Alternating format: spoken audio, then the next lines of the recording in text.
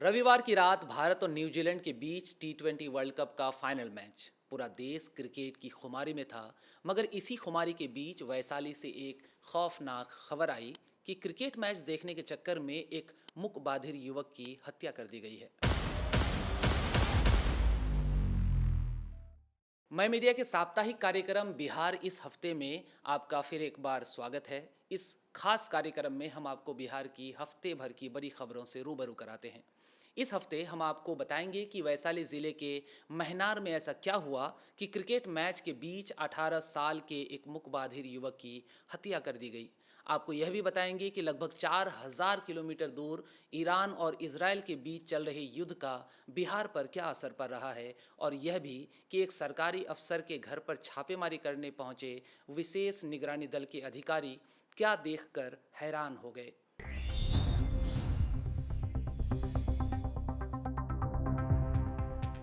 सबसे पहले वैशाली की खबर। रविवार की शाम वैशाली जिले के महनार के जक्कोपुर गांव के कुछ युवक मोबाइल फोन पर भारत और न्यूजीलैंड के बीच फाइनल क्रिकेट मैच देख रहे थे।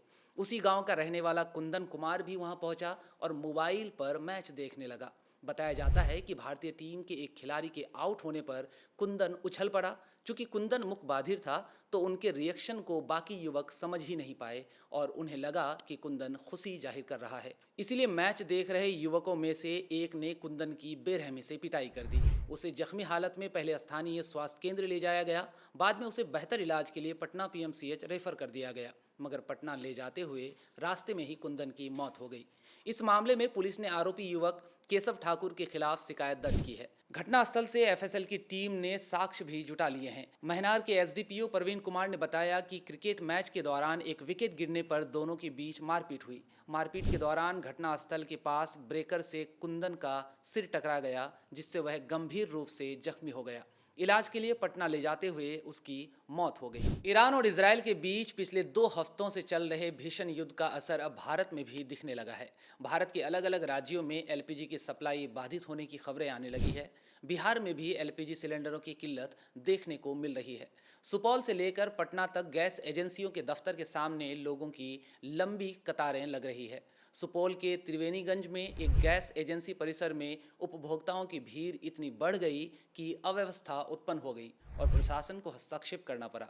स्थानीय लोगों ने गैस सिलेंडर नहीं मिलने पर गुस्सा जाहिर करते हुए नेशनल हाईवे तक जाम कर दिया। उधर कटिहार में एलपीजी के लिए गैस एजेंसी के दफ्तर के बाहर घंटों लाइन में खड़ी रही एक युवती गस खाकर गिर पड़ी। प्राथमिक उपचार के बाद युवती की हालत सामान्य हो गई।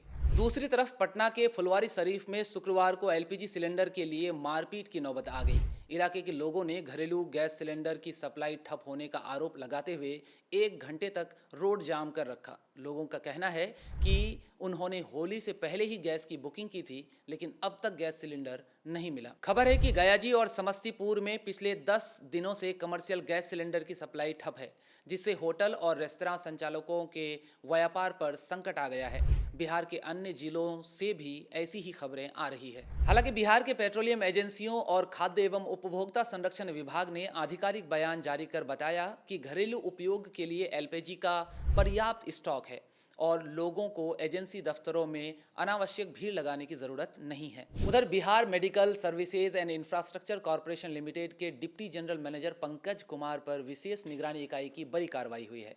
आय से अधिक संपत्ति की शिकायत पर निगरानी की टीम ने उनके 3 ठिकानों पर छापेमारी की। मीडिया रिपोर्ट्स बताती है कि जब छापेमारी हुई तो पंकज कुमार घबरा गए और नोटों के बंडल और गहने खिड़की से बाहर फेंकने लगे। यही नहीं, उन्होंने नोटों के बंडल कूड़ेदान में भी डालने की कोशिश की। खबरों के मुताबिक उनके पास कुल 32 लाख रुपए नकद और 1.31 करोड़ रुपए के गहने बरामद हुए हैं। निगरानी टीम ने उनके बैंक खाते और वित्तीय निवेश से संबंधित कागजात भी जब्त किए हैं। पंकज कुमार पिछले 13 वर्षों से सरकारी नौकरी में है। बताया जा रहा है कि उन्होंने अपनी आय से 96.46 लाख रुपए से अधिक की संपत्ति अर्जित की। इसकी जानकारी मिलने पर निगरानी विभाग ने भ्रष्टाचार निवारण अधिनियम की विभिन्न धाराओं के तहत केस दर्ज किया और जांच चल रही है। आंकड़ों के मुताबिक साल 2003 से अब तक सरकारी अधिकारियों पर भ्रष्टाचार के कुल 4,947 मामले दर्ज हुए हैं। विजिलेंस इन्वेस्टिगेशन ब्यूरो के डायरेक्टर जनरल जितेंद्र सिंह गंगवार ने पिछले साल प्रेस कॉन्फ्रेंस कर जानकारी दी कि साल 2025 में सरकारी अफसरों पर भ्रष्टाचार के कुल 122 मामले दर्ज किए गए, जो पिछले 20 सालों के सालाना औसत से अधिक है। पिछले 20 सालों में सालाना औसतन 72 मामले दर्ज हुए थे।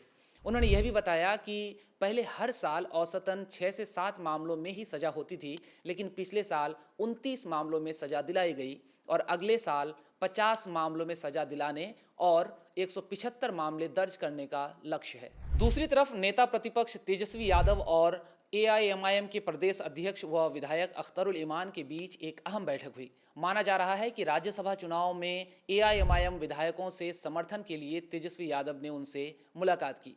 ये मुलाकात तेजस्वी यादव के एक पोलो रोड स्थित सरकारी आवास पर हुई। मुलाकात में अख्तरुल ईमान ने 15 मार्च को होने वाली इफ्तार पार्टी में तेजस्वी यादव को आमंत्रित किया।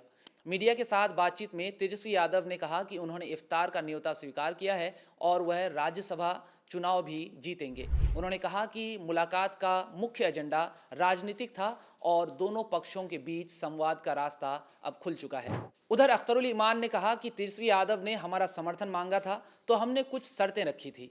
इन सब पर सकारात्मक माहौल में बातचीत हुई है। हमारी राय है मौजूदा माहौल में उन्हें सहयोग करना चाहिए, लेकिन इस पर अंतिम फैसला असदुद्दीन ओवैसी करेंगे। यहाँ यह भी बता दें कि जून 2022 में तेजस्वी यादव ने एआईएमआईएम के 5 में से 4 विधायकों को तोड़ लिया था, जिसके बाद से दोनों पार्टियों के बीच रिश्ते बेहद तल्ख हो गए थे। पिछले साल विधानसभा चुनाव में एआईएमआईएम ने तेजस्वी यादव के आवास पर धरना दिया था और गठबंधन करने की मांग की थी, लेकिन तेजस्वी यादव ने इस पर तवज्जो नहीं दी थी। अब जब तेजस्वी यादव और अख्तरुल ईमान की बैठक हुई है और दोनों तरफ से सकारात्मक बयान आ रहे हैं, तो माना जा रहा है कि मामला सिर्फ राज्यसभा चुनाव नहीं है, बल्कि दोनों पार्टियां दीर्घकालिक गठबंधन को लेकर भी गंभीर है। और जाते जाते खबर नीतीश कुमार की। 5 मार्च को राज्यसभा के लिए नामांकन दाखिल करने के बाद नीतीश कुमार 10 मार्च से तीसरे चरण की समृद्धि यात्रा पर निकल गए हैं। पहले दिन उन्होंने सुपौल और मधेपुरा का दौरा किया। सुपौल में उन्होंने 200 से अधिक योजनाओं का शिलान्यास और उद्घाटन किया। वहीं मधेपुरा में उन्होंने 250 से अधिक योजनाओं का शिलान्यास और उद्घाटन किया। उसके बाद उन्होंने किशनगंज, अररिया, कटिहार और पूर्णिया जिलों का दौरा किया व दर्जनों योजनाओं की सौगात दी। उनके राज्यसभा जाने के बाद कौन मुख्यमंत्री बनेगा, इस पर भी सस्पेंस बना हुआ है। इस हफ्ते इतना ही। अगले हफ्ते फिर मिलेंगे नई खबरों के साथ। तब तक के लिए मैं मीडिया देखते रहिए।